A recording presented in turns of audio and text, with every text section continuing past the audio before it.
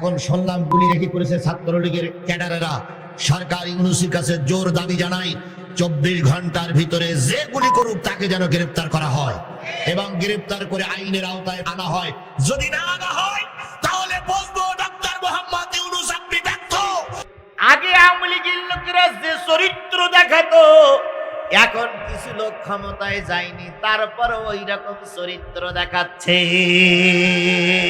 ইচ্ছাকে শনাক্ত করা হয়েছে, সেই তারপর আঘাতকারী হাতির উপর সে ছাত্রলীগের নেতা আর ঢাকা বিশ্ববিদ্যালয়ের যে ভিপি কিনা সাদেক কাইয়ুমের সাথে একই টেবিলে চা খাচ্ছে। এখন এর বিচার কে করবে? জাতি ভালো করে শোনো, আগের লোকেরা যে খাসলাত করেছিল, যে চরিত্র অর্জন করেছিল, আগামীতে তোমরাও যদি ওই চরিত্র অর্জন করো, ওনারা গেছে যে পথে তোমরাও যাবা সেই পথে। আচ্ছা বলুন তো, ঢাকা বিশ্ববিদ্যালয়, জাহাঙ্গীরনগর বিশ্ববিদ্যালয়, চট্টগ্রাম বিশ্ববিদ্যালয়, রাজশাহী বিশ্ববিদ্যালয় যে সমস্ত ছাত্রীরা পড়ে, এরা সব বোকা? এর মাথায় বুদ্ধি কম? বুদ্ধি কম? জোরে বলেন বুদ্ধি কম। এক একটা সেশনে ছাত্র নেবে 100, পরীক্ষা দেয় 1 লাখ। কত নেবে? কতজন পরীক্ষা দিয়েছে? কয়জন? 100 জন। রিটেন পরীক্ষায় দেখা গেল 99,500 মাইনাস থাকে কত? 500। 500 থেকে ভাই ভাই এসে বাদ দিতে 250 বাদ, তাহলে 1 লক্ষ থেকে থাকলো কত? 250। এবার সিরিয়ালে নীতি দেখা গেল কেউ ভর্তি হচ্ছে, কেউ হচ্ছে না, কেউ আসতেছে, কেউ আসছে না। এভাবে করতে করতে 100 নেয়, আর কিছু কেউ ওয়েটিং রাখে যে যদি এর ভিতরে কেউ বাদ যায় তোমাকে ডেকে নেব। তাহলে এত সুন্দর বাছাই করা যে ছাত্ররা পড়ে, এরা হলো বিশ্ববিদ্যালয়ের ছাত্র। সেই ছাত্ররা ডিসিশন নিয়েছে আগামী দেশ হবে কোরআনের দেশ, আগামী সংসদ হবে কোরআনের সংসদ, আগামী গণভবন হবে টুপিওয়ালাদের গণভবন। তারা সিদ্ধান্ত নিতে পারল, আর বেলকুচির মানুষ এখনো সিদ্ধান্ত নিতে পারল। বেলকুচির মানুষ চিন্তা করতে কারে দেই, কারে দেই, কারে দেই, কারে দেই। ঢাকা বিশ্ববিদ্যালয়ের ছাত্ররা সিদ্ধান্ত নিতে পারল, তারা টকশোয় এসে, তারা মোজাদালায় এসে তারা সিদ্ধান্ত নিতে বলল, আমরাও সিদ্ধান্ত নেব। সকল দলের দেখা শেষ, টুপিওয়ালার বাংলাদেশ। স্লোগানটা দেওয়া যাবে না, তাহলে একই বাক্যে সবাই বলুন, সকল দলের দেখা শেষ, সকল দলের দেখা শেষ, আলেম ওলামাদের বাংলাদেশ। 28 নম্বর পারার সূরা মুজাদালা। মুজাদালার 14, 15, 16, 17 কয়টা আয়াত? 14, 15, 16, 17 কয়টা আয়াত? 4টা আয়াত। আর সূরা নেসার 51, 52, 53, তাহলে 4 আর 3 কয়টা? এই 7টা আয়াত আমি আপনাদের সামনে তেলাওয়াত করে এর থেকে বুঝাবো 7 শ্রেণীর মানুষের পরে আল্লাহর লানত। কয় শ্রেণী? সবাই মিলে বলুন, কয় শ্রেণী? 7 শ্রেণীর মানুষের পরে আল্লাহর লানত, 7 শ্রেণীর মানুষের পরে আল্লাহর গজব, 7 শ্রেণীর মানুষের পরে আল্লাহর অভিশাপ। 7 শ্রেণীর মানুষ যেখানে থাকবে সেখানে যদি আমরা তাদের সঙ্গে মিশি, আল্লাহ আমাদের পরেও গজব দেবেন। এই 7 শ্রেণীর মানুষ যদি আওয়ামী লীগের ভিতরে থাকে, আওয়ামী লীগের পরে আল্লাহর গজব। যত সহজে ঠিক বলেছেন, আগামীতেও ঠিক বললেন। এই 7 শ্রেণীর মানুষ যদি বাংলাদেশ জামাত ইসলামের ভিতরে থাকে, জামাত ইসলামের পরে আল্লাহর গজব, আল্লাহর লানত। এই 7 শ্রেণীর মানুষ যদি বিএনপির ভিতরে থাকে, তাহলে বিএনপির উপরে আল্লাহর লানত, আল্লাহর গজব। এখন আমি যদি বলি এই 7 শ্রেণীর মানুষ যারা সব আওয়ামী লীগের লোক, এখানে আওয়ামী লীগের লোক আছে না? আছে না? আমি দেখাই দিতে পারি, দেখাই দেব। যদি না মারেন তাহলে দেখাই দিতে পারি। আচ্ছা, 7 শ্রেণীর মানুষের ভিতরে কে আছে আমি বলবো না, তবে আওয়ামী লীগের ভিতরে, এখানে আওয়ামী লীগের লোক আছে না? আচ্ছা, যারা যারা আমলিক করতেন তারা তারা একটু হাত তোলেন তো।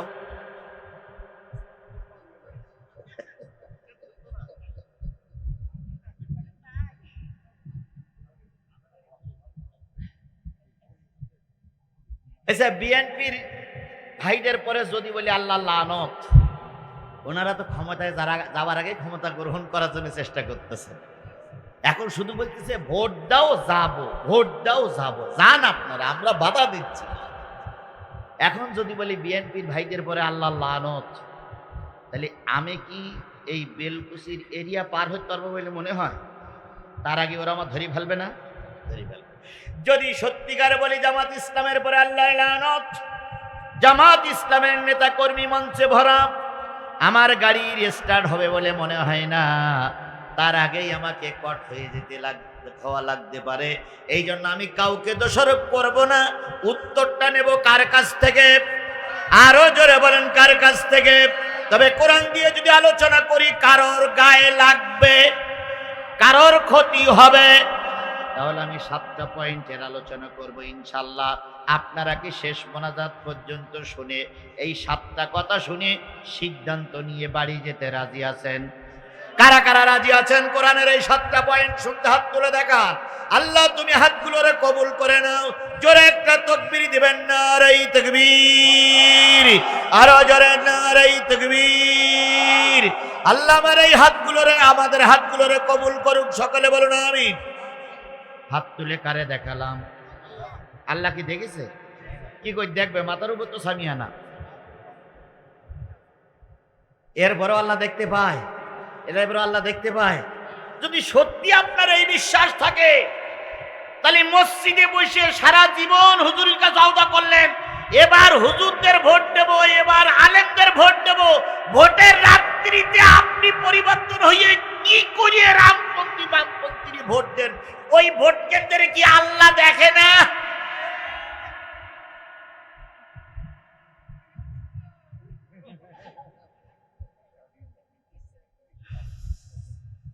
মুয়াজ্জিন সাহেব ইমাম সাহেবের সঙ্গে হাত ধরে শপথ করেছে, এবার হুজুরদের ভোট দেব। ইমাম সাহেব চিন্তা করছে, যাক আর কেউ না থাকলে মুয়াজ্জিন আছে। ভোটের দিন রাত্রি, কালকে ভোট, আজকে রাত্রি এশার নামাজ পড়িও বলে গেছে যে কালকে বলো আলী আলম ভাইয়ের ভোট দেওয়া লাগবে। ফজরের নামাজ পড়তে এসে হুজুরি বলতে, হুজুর এবার মনে হয় হুজুরদের ভোট দেওয়া আর হইল না। ইমাম সাহেব বলতে, কালকে রাত্রি শপথ করে গেলে গেলে কি হয়, হুজুরা ক্ষমতায় যে কিছু করতে পারে না, যে চুরি করতে পারে সে মানুষের দিতে পারে, সুতরাং এবার একটু চোরেরাই হোক।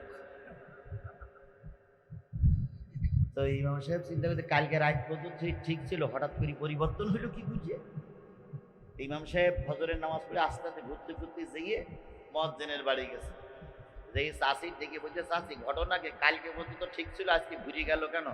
বলছে কি জানি, কালকে রাত্রি কেটে এসে দেখলাম 1000 টাকার একটা নোট তোমার চাষার হাতে খুঁজিয়ে দিয়েছে, তাঁতি মনে হয় ঘুরিয়ে গেছে। সারা জীবন পরিকল্পনা করলো কিসের পক্ষে সাপোর্ট করবে, আর 1000 টাকাই রাত্রি ঘুরিয়ে গেল। এরকম ঘোরা লোক আপনার এলাকায় আছে না নাই?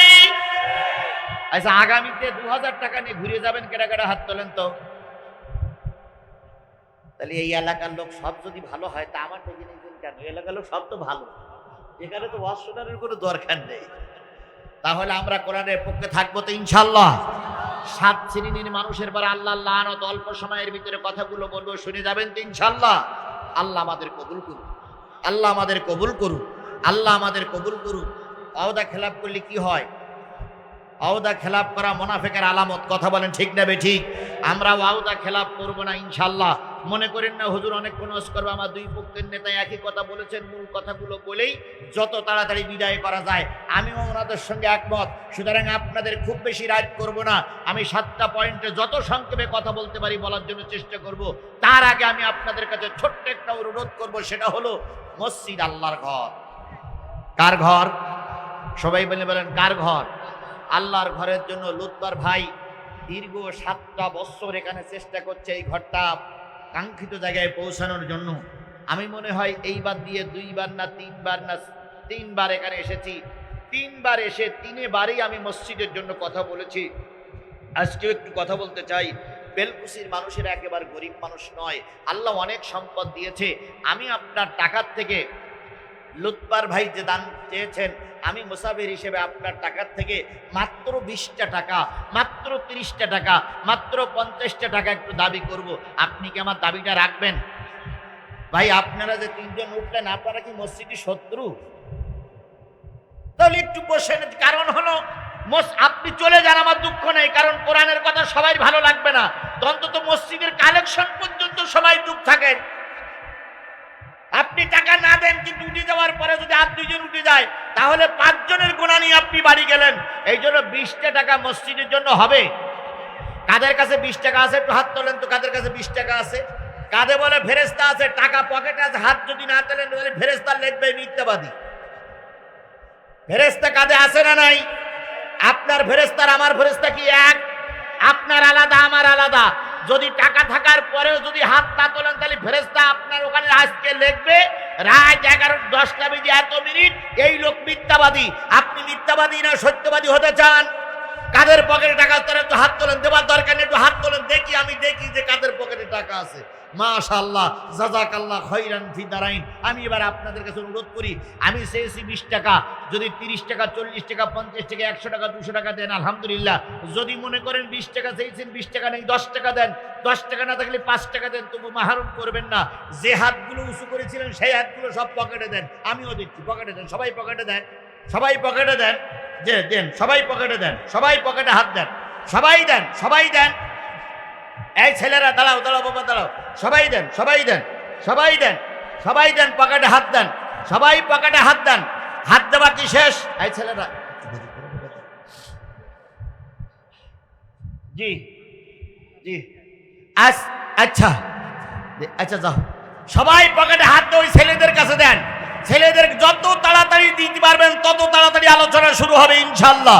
আল্লাহ আমাদের কবুল করুক। যত তাড়াতাড়ি দিতে পারবেন ততই আলোচনা শুরু হবে।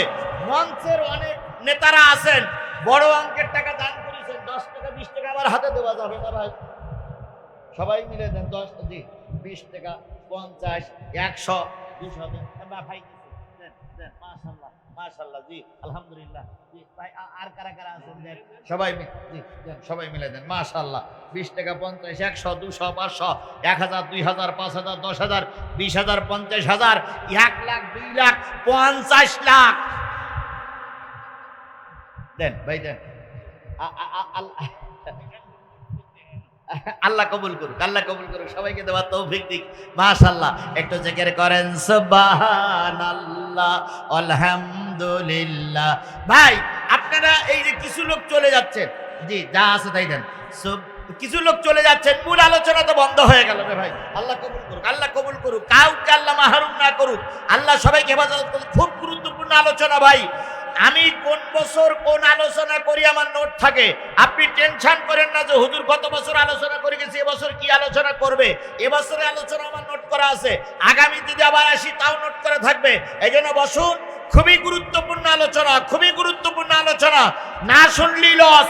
এই জন্য দয়া করে সবাই মিলে বসুন, একটু জিকির করেন সুবহানাল্লাহ আলহামদুলিল্লাহ লা ইলাহা, আরো জোরে সুবহানাল্লাহ আলহামদুলিল্লাহ লা ইলাহা, লা ইলাহা ইল্লাল্লাহ মুহাম্মাদুর রাসূলুল্লাহ। সুবহানাল্লাহ আলহামদুলিল্লাহ লা ইলাহা, লা ইলাহা ইল্লাল্লাহ মুহাম্মাদুর রাসূলুল্লাহ সাল্লাল্লাহু। জোরে একটা তাকবীর দিবেন, নারায়ে তাকবীর, লিল্লাহি তাকবীর। আল কোরআনের আলো, তোমার নেতা আমার নেতা, দুনিয়ার মুসলিম লিল্লাহে তাকবীর। বন্ধুগণ, কোন সূরা? সবাই মিলে বলুন কোন সূরা? 28 নম্বর পারার 55 নম্বর সূরা। নাম কি? মুজাদালা। কোরআন শরীফের কয়টা পারা? সবাই মিলে বলুন। 30 পারার ভিতর থেকে আমি তেলাওয়াত করেছি। কোন পারার থেকে? 28 নম্বর শুরু থেকে তেলাওয়াত করেছি। এই কোরআন শরীফে মোট কতটা সূরা? 114টা সূরার ভিতর থেকে আমি তেলাওয়াত করেছি কত নম্বর সূরা? 58। পাশের পিঠি 8 সূরা মুজাদালা 58 নম্বর সূরা। 58 নম্বর সূরার থেকে আমি তেলাওয়াত করেছি। এবার আসুন, মোট কোরআন শরীফের আয়াত কত? 6666 আয়াতের ভিতর থেকে সূরা মুজাদালা থেকে কয়টা আয়াত তেলাওয়াত করেছি? 4টা। সূরা নিসার 3টা এখনো তেলাওয়াত হয়নি। এর সহযোগী হিসেবে তেলাওয়াত করার জন্য চেষ্টা করব যদি আপনারা সুযোগ দেন। সূরাটার নাম কি? মুজাদালা শব্দের অর্থ হচ্ছে বাদ, অনুবাদ,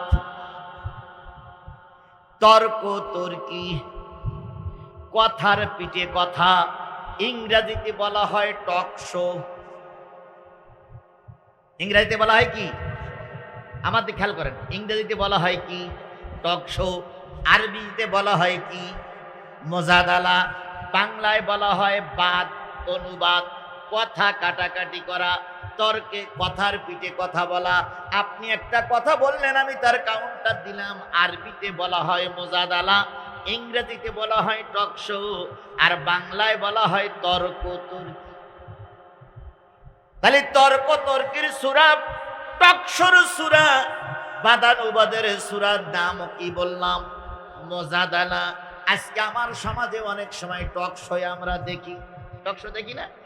এক রকম বলে, ও এক রকম বলে। মাঝে মাঝে টক শোয় মারামারিও হয়। এই আমারে সেনস, আমারে সেনস, আমি কিন্তু আওয়ামী লীগের লোক। সরেন, আমি কিন্তু আওয়ামী লীগের লোক। কথাবার্তার হিসেব কিতাব করে বলিস। আগে আওয়ামী লীগের লোকেরা যে চরিত্র দেখাতো, এখন কিছু লোক ক্ষমতায় যায়নি, তারপর ওই রকম চরিত্র দেখাচ্ছে। জাতি ভালো করে শোনো, আগের লোকেরা যে খাসলাত করেছিল, যে চরিত্র অর্জন করেছিল, আগামীতে তোমরাও যদি ওই চরিত্র অর্জন করো, ওনারা গেছে যে পথে, তোমরাও যাবা সেই পথে। আচ্ছা বলুন তো, ঢাকা বিশ্ববিদ্যালয়, জাহাঙ্গীরনগর বিশ্ববিদ্যালয়, চট্টগ্রাম বিশ্ববিদ্যালয়, রাজশাহী বিশ্ববিদ্যালয় যে সমস্ত ছাত্রীরা পড়ে, এরা সব বোকা? এর মাথায় বুদ্ধি কম? বুদ্ধি কম? জোরে বলেন, বুদ্ধি কম? এক একটা সেশনে ছাত্র নেবে 100, পরীক্ষা দেয় 1 লাখ। কত নেবে? কতজন পরীক্ষা দিয়েছে? কয়জন? 100 জন। রিটেন পরীক্ষায় দেখা গেল 99,500 মাইনাস থাকে। কত? 500। 500 থেকে ভাই ভাই এসে বাদ দিতে 250 বাদ। তাহলে 1 লক্ষ থেকে থাকলো কত? 250। এবার সিরিয়ালে নীতি দেখা গেল কেউ ভর্তি হচ্ছে, কেউ হচ্ছে না, কেউ আসতেছে, কেউ আসছে না। এভাবে করতে করতে 100 নেয়, আর কিছু কেউ ওয়েটিং রাখে যে যদি এর ভিতরে কেউ বাদ যায় তোমাকে ডেকে নেব। তাহলে এত সুন্দর বাছাই করা যে ছাত্ররা পড়ে, এরা হলো বিশ্ববিদ্যালয়ের ছাত্র। সেই ছাত্ররা ডিসিশন নিয়েছে আগামী দেশ হবে কোরআনের দেশ, আগামী সংসদ হবে কোরআনের সংসদ, আগামী গণভবন হবে টুপিওয়ালাদের গণভবন। তারা সিদ্ধান্ত নীতি বলল, আর বেলকুচির মানুষ এখনো সিদ্ধান্ত নীতি বলল। বেলকুচির মানুষ চিন্তা করতে কারে দেই, কারে দেই, কারে দেই, কারে দেই। ঢাকা বিশ্ববিদ্যালয়ের ছাত্ররা সিদ্ধান্ত নীতি বলল। তারা টকশো এসে, তারা মুজাদালায় এসে তারা সিদ্ধান্ত নিতে বলল, আমরাও সিদ্ধান্ত নেব। সকল দলের দেখা শেষ, টুপিওয়ালার বাংলাদেশ, স্লোগানটা দেওয়া যাবে না। তাহলে একই বাক্যে সবাই বলুন, সকল দলের দেখা শেষ, সকল দলের দেখা শেষ, আলেম ওলামাদের বাংলাদেশ। আমার সঙ্গে আপনারা একমত? তাহলে বলছিলাম সূরাটার নাম কি? মুজাদালা, তর্ক তর্কির সূরা, বাদ অনুবাদের সূরা, টকশোর সূরা। 22টা আয়াত, 3টে রুকু, মদিনায় অবতীর্ণ সূরা সময়ের ভেতরে একটা অন্যতম সূরা। 22টা আয়াতের ভিতর থেকে আমি আপনাদের সামনে তেলাওয়াত করেছি 14, 15, 16, 17। আসুন 14 নম্বর আয়াতে যাই। আল্লাহ রাব্বুল আলামিন বলতেছে, আলাম তারা ইলাল্লাযীনা তাওয়াল্লাউ কওমান গাদিবাল্লাহু আলাইহিম মা হুম মিনকুম ওয়ালা মিনহুম ওয়া ইয়াহলিফুনা আলাল কাযিবি ওয়া হুম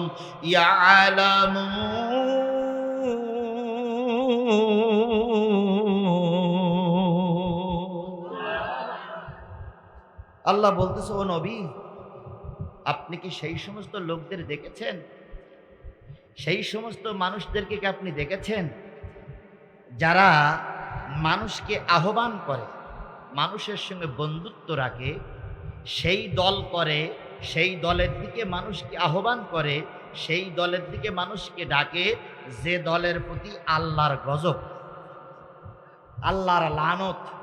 এরকম দল কি আপনি দেখেছেন? কে জিজ্ঞেস করছে? কাকে জিজ্ঞেস করছে? রাসূলকে জিজ্ঞেস করছে যে এরকম দল, এরকম সংগঠন, এরকম গোষ্ঠী কি আপনি দেখেছেন যেই দলের পরে আল্লাহর লানত, অথচ তারা বলে আমাদের দলে এসো?